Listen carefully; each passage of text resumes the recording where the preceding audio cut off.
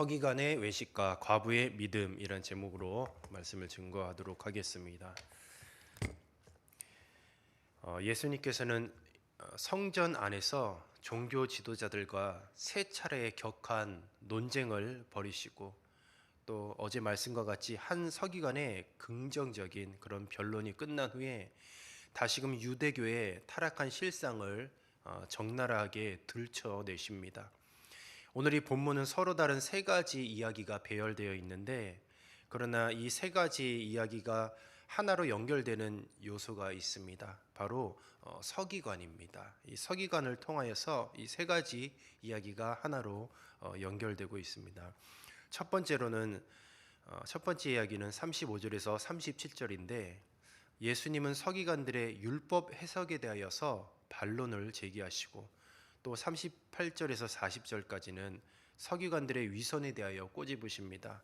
그리고 마지막으로 세 번째 이야기는 41절에서 44절까지인데 한 과부의 참된 경건한 모습을 소개하고 있습니다.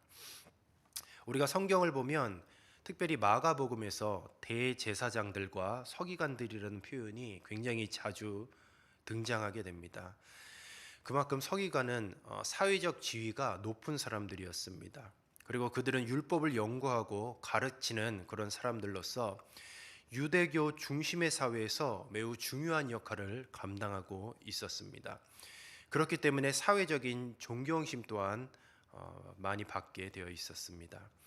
하지만 예수님께서 이런 사회적인 지위에서 오는 존경심과는 별개로 그들이 얼마나 겉과 속이 다른지를 오늘 본문 말씀을 통해서 비판하고 계십니다. 오늘 이 본문 말씀에 서로 문맥을 통해서 하나의 이야기를 만들어가고 있는데, 바로 서기관들이 가지고 있는 이 권위로 인해서 그리고 그들의 율법 해석을 전적으로 사람들은 따를 수밖에 없습니다. 서기관들은 바로 하나님의 말씀을 당시에 이제 율법을 사람들에게 가르치는 그런 직분을 가지고 있었던 자들이에요. 그래서 그들이 어떻게 가르치는지에 대해서 고스란히 이제 하나님의 백성들은 있는 그대로 그 말씀에 수용할 수밖에 없습니다. 서기관들의 율법 해석이 완전하지 않을 수 있음을 예수님께서는 하나의 예로 다윗의 시를 들려주고 있습니다. 이 다윗의 시를 보면 그리스도를 다윗의 자손으로 그렇게 해석을 하고 있습니다. 바로 이것이 바리새인과 서기관들의 해석이었어요. 그러나 구약 어디에도 메시아를 두고 다윗의 자손이라는 그런 칭호를 언급한 곳이 없습니다. 우리가 성경을 자세히 읽어보면 다윗의 자손이라는 말은 굉장히 우리가 자주 듣지만, 이 다윗의 자손이라는 칭호는 신약에 와서 등장을 하게 되는 그런 메시아에 대한 칭호입니다. 왜 이런 칭호가 당시 신약 시대에만 이렇게 나오게 되었냐 하면, 우선은 이제 구약의 가장 오래된 다윗적 메시아 예언은 사무엘하 7장 12절에서 13절에 다윗의 언약 속에 그렇게 암시가 되어 있어요. 여기 이곳에서는 이새의 줄기, 한 싹, 그리고 한 가지 등으로 그렇게 메시아를 암시적으로 표현을 하고 있습니다. 그런데 이 메시아 사상이 남유다 멸망 때에 예수님이 오시기 한 세기 전에 다윗의 한 의로운 가지가 일어날 것이다 라는 그런 소망으로 좀 더 구체화되었습니다. 근데 이 내용들이 예수님 오시기 그러니까 한 세기 전에 다윗의 자손이라는 표현으로 등장을 하게 된 것이에요. 이 다윗에게 한 의로운 가지가 일어날 것이다라는 그런 어떤 메시아적인 소망이 구체화돼서 예수님 오시기 한 세기 전에 다윗의 자손이라고 그런 표현이 등장을 하게 된 것이에요. 바로 이 내용, 다윗의 자손이라는 내용은 다윗의 자손이 와서 하나님의 백성 이스라엘을 다스릴 것이고, 무엇보다도 이방인들을 무찌르고 더러워진 예루살렘을 정결하게 할 것이다 라는 그런 메시아 신학으로 자리 잡았고, 바로 이것을 당시의 바리새인들이 이렇게 가르쳤습니다. 그래서 그 내용을 그대로 서기관들이 예수님 오시는 바로 그 시대까지 이렇게 가르쳤던 것입니다. 그래서 다윗의 한 의로운 가지가 일어날 것이다, 바로 이 내용을 가지고 이제는 다윗의 자손이라는 표현으로 그렇게 해서 사람들을 가르쳐서 바로 그들만의 메시아 신학을 가르쳤던 것이고, 이제는 그렇게 가르쳤기 때문에 사람들이 메시아에 대하여서 다윗의 자손이다 그렇게 이야기를 한 것이죠. 예수님께서 예루살렘 성에 입성하실 때에 사람들이 종려나무 가지를 흔들며 뭐라고 이야기했습니까? 호산나 다윗의 자손이여라고 이렇게 이야기를 한 것이죠. 사람들이 그렇게 이야기한 것은 바로 서기관과 바리새인들의 그 메시아 사상을 통해서 지금 예수님을 바라본 것이죠. 그러니까 그들이 가르친 것처럼 많은 무리들도 예수님을 향하여서 정치적인 메시아로, 서기관과 바리새인이 가르쳤던 바로 그 메시아로 이제는 바라보면서 호산나 다윗의 자손이요 하면서 열광했던 것이죠. 드디어 저분이 오시면, 예루살렘 성에 입성하시면 로마의 압제에서 우리를 해방할 수 있는 다윗의 자손이 오셨구나라고 열광을 했던 것입니다. 예수님은 무리들에게 바로 이 잘못된 메시아 사상을 다시 되물으신 것이에요.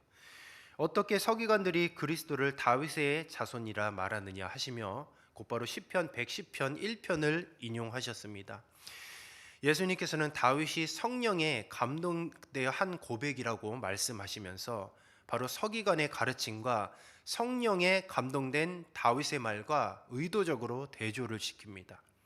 다윗이 말하는 내 주는 바로 오실 그리스도 메시아를 의미하는 것이고, 예수님께서는 다윗이 그 메시아에게 주라고 칭했으니 어떻게 다윗의 자손이 되겠느냐라고 그렇게 질문을 던지신 것이에요. 물론 예수님께서는 혈통적으로 다윗의 자손임은 부정할 수는 없습니다.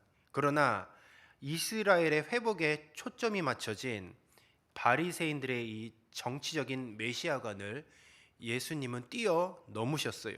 그러니까 다윗도 이루지 못한 더 큰 하나님의 나라를 이룰 새로운 메시아상을 예수님께서는 보여주시기를 원하셨던 것이에요. 겉모습을 겉으로 보기에는 이 서기관들이 가진 사회적인 지위와 또 그 힘을 잘 사용하는 자들로 보였습니다. 그들은 겉모습만 보면 굉장히 경건한 자처럼 비춰졌어요. 그런데 내면을 들춰보면 자신들의 욕망을 충족하기 위해서 수단과 방법을 가리지 않는 사람들이었습니다. 마땅히 요구되는 사회적 책임의 대상인 바로 과부들의 얼마 안 되는 재산을 탐닉하는 아주 음흉한 그런 모습들을 예수님께서는 서기관들을 통하여서 보셨던 것이에요. 서기관과 같은 그런 부자들은 많은 재물들을 헌금합니다. 엄밀히 자신의 것을 하나님께 드리는 행위는 뭐 나쁘다고 할 수는 없어요. 그러나 오늘 이 성경 본문에서 우리가 한 가지 발견하는 것이 있다면 바로 이 과부의 두렙돈이었습니다. 과부가 헌금을 했는데 두 렙돈을 했고, 오늘 이 본문 말씀을 보니 그 두 렙돈은 과부의 전부라고 그렇게 기록하고 있습니다. 이것이 무엇을 뜻하느냐? 당시 이 두 렙돈이 얼마였냐 하면 오늘날로 환산하면 약 2,000원 정도, 2,000원 정도의 금액밖에는 되지 않습니다. 요즘 2,000원 가지고 무엇을 사 먹을 수 있겠습니까? 뭐 과자도 제대로 사 먹지 못하는 아주 적은 액수겠죠. 그러나 분명한 것은 이 가난한 과부가 헌금했던 이 두 렙돈은 그녀가 가지고 있는 모든 소유였다는 것이에요. 얼마나 비참하고 가난한 삶을 살고 있는지를 대변할 수 있는 것이죠. 그리고 이 가난한 과부를 통하여서 이 서기관과 대조되는 것은, 그렇다면 이런 사회적인 약자가 이렇게 두 렙돈을 내기까지 서기관들은 여지껏 무엇을 했는지를 예수님은 지금 꼬집고 계시는 것이에요. 사회적 약자를 돕는 제도가 바로 신명기나 여러 율법서를 통하여서 굉장히 많이 등장을 하고 있습니다. 그리고 이런 율법을 가르치는 자들이 바로 서기관들이었어요. 율법은 이러한 가난한 이들을 위한 제도적인 장치를 틀림없이 마련해 주었습니다. 그러나 그들로 하여금 삶을 영위할 수 있도록 바로 이 지도자들이 그렇게 가르쳐야 했었던 것이에요. 그런데 지도자들이 그렇게 가르치지 않았기 때문에 이 과부가 오늘 이 본문 말씀과 같이 두 렙돈을 드릴 수밖에 없는 그런 현실에 마주하게 된 것입니다. 율법을 연구하고 가르치는 대로 많은 백성들은 그렇게 판단하고 또 그렇게 생활할 수밖에 없습니다. 자신의 주변에 있는 가난한 사람들을 돌보지 않는다는 것을 지금 예수님께서는 비판하고 계신 것이요. 그리고 이런 상황에 놓이기까지 누가 이렇게 만들었느냐? 지금 예수님은 비판하는 것이에요. 과부가 보인 것은 바로 서기관과 비교하자면 참으로 고귀한 행동이었어요.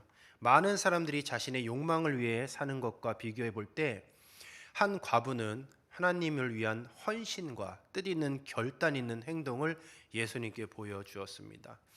예수님께서는 율법을 통해 더욱 확실히 요구하시는 것은 바로 지도자들에 대한 요구였어요. 가난하고 소외된 개인에 대한 착취가 아니라 가난하고 소외된 이들을 위한 바로 지도자들의 노력을 오늘 강조하고 있었던 것이에요. 그런데 그렇지 못한 현실을 예수님께서는 비판하신 것입니다. 오히려 이런 약자들에 대한 관심도 없이 자신의 배만 부리려고 하는 그런 서기관들을 비판하신 것이에요. 율법을 수호하는 자로서 마땅히 감당해야 하는 서기관들의 책임을 무겁게 여기시고 또 책망하시면서 또 심판을 피하지 못할 것이라 말씀하셨습니다. 이런 상황에서 두 렙돈을 드린 이 과부의 헌금을 통해서 또 예수님은 정말 그 한 과부의 삶의 고단함도 이해하셨을 것입니다. 우리가 어제 본문을 통해서 한 이름 모를 한 서기관을 기억하실 것이에요. 어제 본문에 등장했던 이 이름 모를 한 서기관의 하나님의 말씀의 핵심이 무엇이었습니까? 바로 하나님을 사랑하는 것과 이웃을 사랑하는 것이 있다고 그렇게 이야기했고 그 예수님의 말씀에 동의하였습니다. 그리고 심지어 그 어떤 재물보다 어떤 헌금보다 하나님을 사랑하고 이웃을 사랑하는 것이 더욱 중요하다고 그렇게 고백하였습니다. 그 많은 헌금을 하는 것만큼이나 하나님께서 요구하시는 대로 그러니까 내 삶의 반경에서 가난한 자들을 살필 수 있는 그런 눈을 갖는 것이 바로 율법의 요구였던 것이에요. 그러니까 어제 이 본문 말씀과 오늘 이 말씀이 계속해서 서기관을 통하여서 연결되고 있습니다. 우리 사랑하는 성도 여러분, 우리들의 삶을 한번 돌아보십시오. 서기관은 기득권 세력이었죠. 우리도 부인할 수 없는 것은 우리 여기 성도님 한 사람 한 사람은 다 교회 안에서 또 가정 안에서 어떻게 보면 사회 안에서도 기득권을 가지고 있는 그런 삶일 수가 있습니다. 우리가 사회가 이렇게 변하지 않고 우리 가정이 변하지 않고 교회가 변하지 않는 것은 바로 기득권을 가지고 있는 누군가의 삶과 그리고 하나님의 말씀과 분리된 그런 일치가 되지 않는 그런 불신앙의 모습 때문에 우리들의 소속되어 있는 공동체가 변하지 않는다는 것을 우리는 꼭 기억해야겠습니다. 오늘 본문 말씀을 통해서 우리가 깨달아야 될 것은 바로 율법을 아는 것, 즉 하나님을 아는 것과 무관한 삶의 분리가 아니라 바로 그 말씀을 살아가는 삶의 일치가 있어야 된다라는 것이죠. 말씀을 아는 데서 끝나는 것이 아니라 그 말씀을 안다면 반드시 삶과 일치하여 그 말씀에 순종하는 것, 그리고 믿음의 다음 세대들에게 하나님의 말씀을 있는 그대로 잘 가르치는 것이 우리들에게 정말로 중요한 줄로 압니다. 우리는 서기관과 같이 교회에서 또 가정에서 기득권을 가지고 있는 사람임이 분명합니다. 저와 여러분의 삶 가운데 말씀에 대한 삶의 일치가 있기를 주님의 이름으로 축복합니다. 특별히 우리가 말씀을 통하여서 소외되고 어려운 이웃을 내 몸과 같이 사랑하는 진정으로 하나님을 사랑하는 성도가 되시기를 주님의 이름으로 축복합니다. 그리하여서 오늘 이 본문 말씀과 같이 겉과 속이 다른 그런 서기관의 모습이 아니라 겉과 속이 같은 언제나 주님을 진실로 사랑하는 두 렙돈을 드렸던 한 가부와 같이 정말 하나님을 사랑하고 이웃을 사랑하는 그런 신앙의 모습이 회복되시기를 주님의 이름으로 축복합니다. 이 시간